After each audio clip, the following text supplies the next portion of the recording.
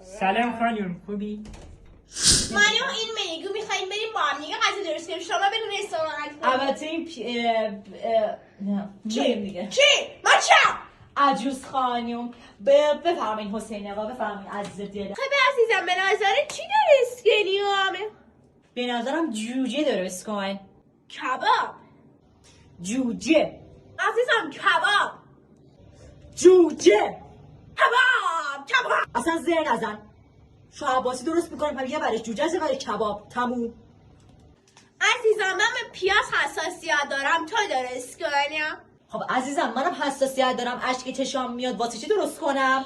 به من ربطی نداره. بالاخره تو باید پوست کنی.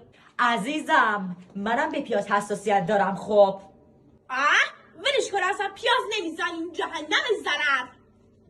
چه بهتر حسن آقا حساسیت داره.